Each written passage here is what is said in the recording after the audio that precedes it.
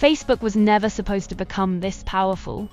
What began as a dorm room project would eventually sit at the crossroads of politics, culture, identity, and global communication, a position no company in history had ever truly held before. It wasn't designed to influence elections. It wasn't built to shape culture. It wasn't meant to sit at the center of the modern internet. No blueprint existed for a platform that billions would use daily to form opinions, build relationships, and consume reality itself.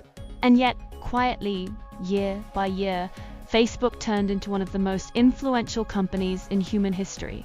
Not through a single breakthrough moment, but through thousands of small product tweaks, algorithm changes, and growth decisions that compounded over time.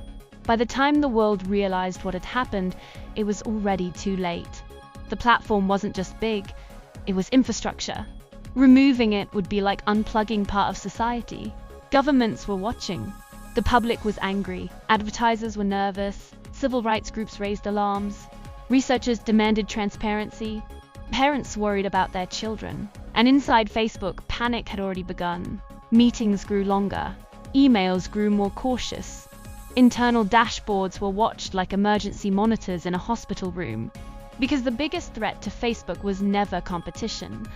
It was Facebook itself, its own scale, its own systems, its own design choices echoing back with consequences nobody had modeled.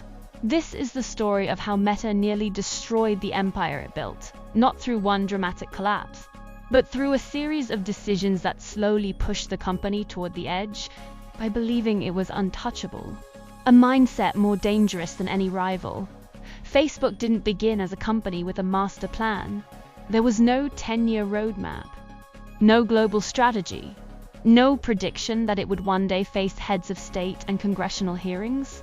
It began as a side project, something built quickly, almost casually, without fully grasping its potential impact. A simple website built to rank faces. A project born out of curiosity, competition, and the chaotic energy of college life. A digital experiment created by a student who didn't fully understand what he was unleashing. Like many world-changing inventions, its consequences would only become clear years later. At first, Facebook spread quietly, university by university, campus by campus. An exclusive network that felt intimate, almost private. It felt harmless. Just profiles, photos, relationship statuses, and pokes. Nothing that screamed future geopolitical influence. But something unusual was happening. People weren't just signing up. They were staying. And not casually, habitually. They checked Facebook when they woke up. They checked it before bed. They refreshed it constantly without thinking, in lectures, at work, in line at stores, during conversations. Without realizing it, Facebook had tapped into something deeper than technology.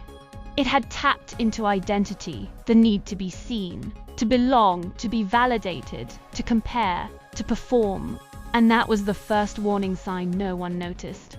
Because when a platform becomes tied to identity, leaving it no longer feels like deleting an app, it feels like disappearing. As Facebook expanded beyond universities, its growth became explosive. Millions turned into tens of millions. Tens of millions turned into hundreds of millions. Entire countries seemed to join within months. The platform wasn't just hosting content anymore. It was shaping behavior. What people talked about, what they shared, what they believed mattered. But inside the company, the mindset stayed dangerously simple. Move fast, build first, fix later. That philosophy worked. Until it didn't, because speed is an advantage, until scale turns speed into risk. Because when a platform reaches global scale, every small decision becomes a permanent one. A tweak to a button, a ranking system, or a notification could ripple through societies. And Facebook was making thousands of them every day. Most unseen, most untested beyond short-term metrics. By 2008, Facebook had grown from a college experiment into a global powerhouse. But growth had become the only goal. Not just a priority, an obsession. Every decision, every feature, every new acquisition was measured by one metric: users. Not ethics, not responsibility, not long-term stability, Those were considered future problems, luxuries of a mature company. Inside Facebook, executives began believing in their own myth. They were untouchable. They were smarter than the public. They were building something inevitable. The platform felt like gravity. People would always come back. And with that mindset came blind spots. Small miscalculations became dangerous. Minor errors became public scandals. Internal debates were overshadowed by the pressure to keep numbers climbing. Yet internally, the company continued to prioritize expansion over caution. Warning signs were noted, but rarely allowed to slow momentum. Features were launched without understanding consequences, often tested for engagement, not societal impact. Data was collected without fully understanding how it could be exploited. What seemed like harmless personalization could become manipulation in the wrong hands. Algorithms were built to maximize engagement, without considering what kind of engagement it might drive. Outrage spreads faster than nuance. Emotion outperforms accuracy. The obsession with growth created a culture of denial. Bad news traveled slowly upward. Good metrics traveled instantly. Employees feared slowing down. They feared questioning leadership. And the platform grew faster than anyone could control. Even the people building it began to feel like passengers, not drivers. Facebook's dominance wasn't guaranteed. It was fragile, built on trust, attention, and constant user participation. And yet nobody seemed to notice, because the numbers still looked incredible. Then came mobile. Not just a new screen size, a total shift in how humans interacted with the internet. The shift from desktop to smartphones was not optional. It was a do-or-die moment. Entire tech giants had failed to survive platform shifts before. Facebook had a platform built for desktops, carefully designed for engagement and ad delivery. Mobile phones required a complete rethink. Speed, design, monetization, all had to be rebuilt. And the clock was ticking. Early attempts were disastrous. Apps crashed. Ads didn't load. Features lagged. Users blamed Facebook. Investors blamed leadership. Investors were nervous. Users were frustrated. Competitors saw an opening. The pressure fell squarely on Mark Zuckerberg and his inner team. They weren't just fixing a product. They were performing emergency surgery on a company valued in the tens of billions. They had to rewrite the company while it was still growing at a global pace. Any mistake could trigger an irreversible collapse. During the mobile redesign, engineers reportedly slept at the office for weeks. Whiteboards filled. Code shipped overnight. Rollbacks happened at dawn. Deployments were rushed. Bugs were ignored. Stability took a back seat to survival. The company teetered on the edge, and nobody outside knew it yet. To users, it was just a slow app. Internally, it was existential. The mobile pivot wasn't just technical. It required a shift in corporate identity. Facebook wasn't just a website anymore. It was a device-dependent empire. If it failed on phones, it failed everywhere. Getting it wrong could have meant massive user loss, revenue collapse, and a permanent blow to trust. And yet, somehow, the pivot worked. Barely. Performance improved. Ads stabilized. Growth resumed. It bought the company more time. Time to continue building. Time to make more audacious decisions. Time to risk more than anyone could imagine. By the early 2010s, Facebook had billions of data points. A map of human behavior at unprecedented scale. Every click, every like, every share was being recorded. Patterns emerged that even sociologists had never seen. This was gold, but also a ticking time bomb. Insight without guardrails becomes leverage without limits. The company had tools it didn't fully understand. Systems so complex that even their creators couldn't predict outcomes. Algorithms that could influence what millions of people saw and thought. What rose to the top, what disappeared, what felt urgent. Decisions that once seemed harmless suddenly became dangerous. A ranking tweak could shift public discourse. Engineers discovered that small changes in newsfeed algorithms could change behavior on a massive scale: mood, engagement, attention spans. But leadership treated these insights as opportunities, not risks. Optimization, not restraint, was rewarded. Data wasn't just a product, it was power. And with great power came great temptation and almost certain mistakes. Facebook didn't fully anticipate how third-party apps could exploit the system. The platform was built to be open, and openness can be weaponized. It didn't foresee how advertisers would push boundaries, or how political actors would study the system like a battlefield. And it certainly didn't predict public backlash. Because until then, users traded privacy for convenience without protest. The data time bomb was silently ticking, and the world wouldn't notice until it exploded. A year that changed everything. A stress test the platform was never built to handle. Cambridge Analytica. Political ads, misinformation, headlines that linked Facebook to democracy itself. Users began realizing that the platform wasn't neutral. It could be manipulated, and they had been part of the system without an understanding it. Trust evaporated almost overnight. Years of brand equity drained in months. Journalists wrote scathing reports. Politicians demanded answers. Advertisers questioned the safety of their investments. Inside Facebook, panic spread. War rooms formed.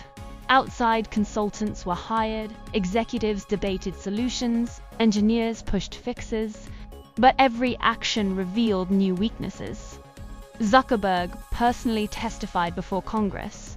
The CEO of one of the world's most powerful companies stood before lawmakers, trying to explain mistakes that had already cost billions in potential revenue, a moment that symbolized how far the company had drifted from its origins. Public trust wasn't just shaken, it was fractured. And rebuilding trust is far harder than losing it. And for a company that relied on engagement and data, this was existential. Regulators weren't waiting. Europe, the US, and other governments began investigating privacy violations, monopoly concerns, election interference. Facebook faced scrutiny on every continent. Fines and potential restrictions loomed. The Metaverse vision, the multi-billion-dollar gamble, was now threatened by politics and regulation. Internal memos leaked, revealing fear among top executives. They weren't worried about competitors anymore. They were worried about losing control entirely. Control of narrative, control of growth, control of the future. And yet, even under pressure, Facebook doubled down. Instead of retreating, the company accelerated, as if the only way out of the storm was straight through it. They acquired Instagram, WhatsApp, Oculus. Each acquisition wasn't just growth, it was insurance. If the core platform weakened, the empire would still stand. They invested in AI and virtual reality, technologies that felt distant from their current problems, but central to their long-term survival. They built the foundation for what would become Meta, not just a rebrand, but a structural shift in how the company saw itself, from social network to technology platform shaping the next era of interaction. It was a risky strategy, expanding while under investigation, spending while under scrutiny, betting big while trust was low. It could have destroyed them. A failed pivot, combined with regulation, could have triggered a collapse no acquisition could fix. But it also gave them a second chance. A way to redefine the company before the world permanently defined it for them. And the chance to survive when almost everything else failed. When public sentiment dipped.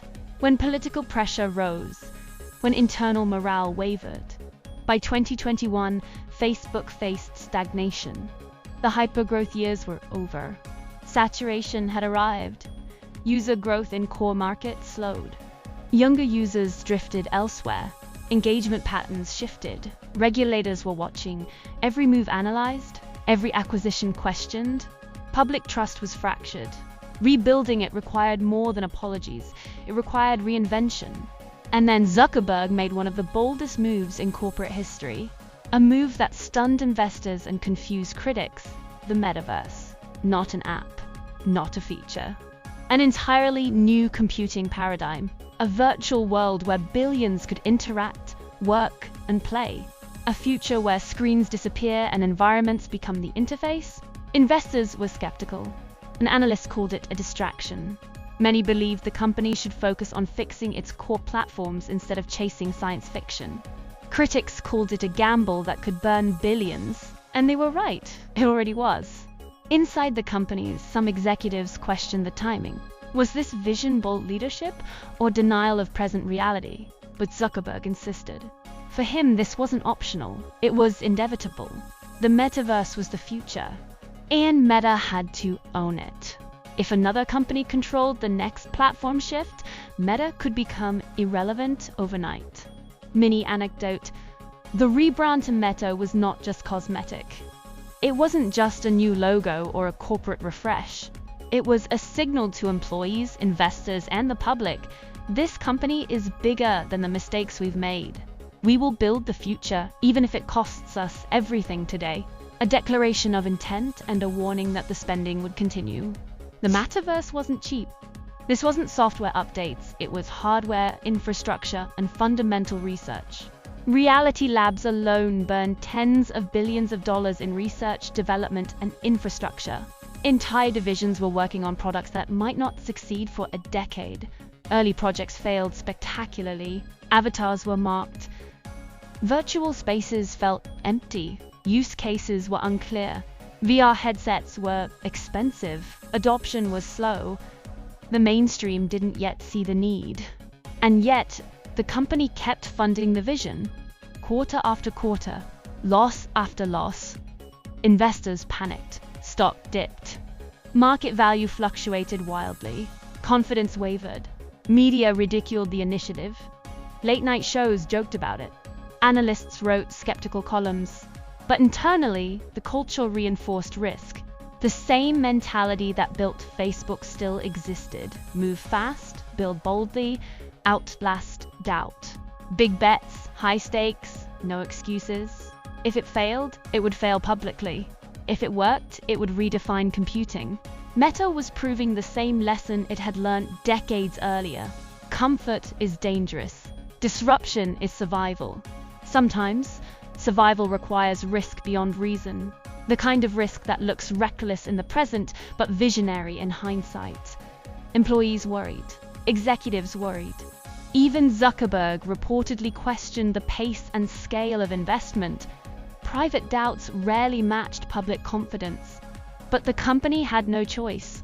Standing still in tech is often more dangerous than moving too fast.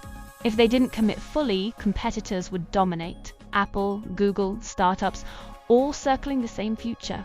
If they paused, innovation would stall. And markets punished hesitation. Leaked internal presentations revealed tense debates over layoffs, project cancellations, and pivot strategies. PowerPoint slides weren't theoretical. They represented thousands of jobs and billions of dollars. Every decision could either save the company or sink it entirely. There was no low-stakes path forward. Meta's survival depended on belief, not just in technology, but in their ability to endure pressure. Belief that they could control risk while building something unprecedented. Belief that long-term bets would outweigh short-term losses. Despite mistakes, scandals, and billions lost, Meta survived. Not untouched, but intact. Its core platform remained dominant. Billions still logged in. Advertisers still paid. Instagram, WhatsApp, Oculus acquisitions paid off.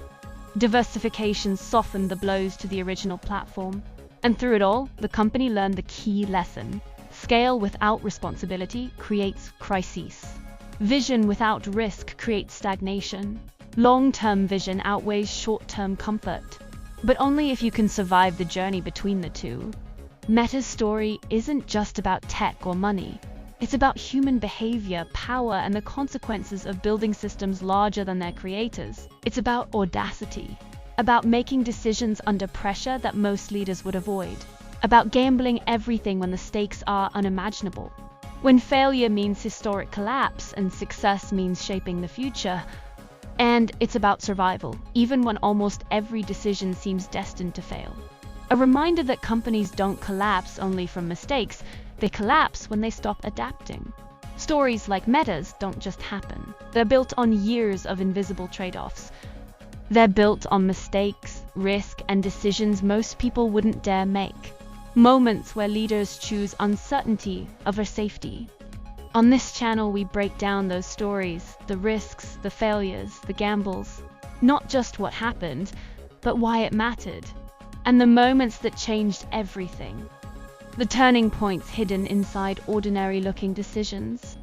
If you want more deep dives into billion-dollar companies and the decisions that almost destroyed them, stories where success and collapse sit inches apart, make sure you're subscribed. New long-form episodes are coming, each one unpacking a different empire, crisis, and comeback. And the next one might make you rethink everything you thought you knew about business. Because behind every giant company is a moment where it almost didn't survive.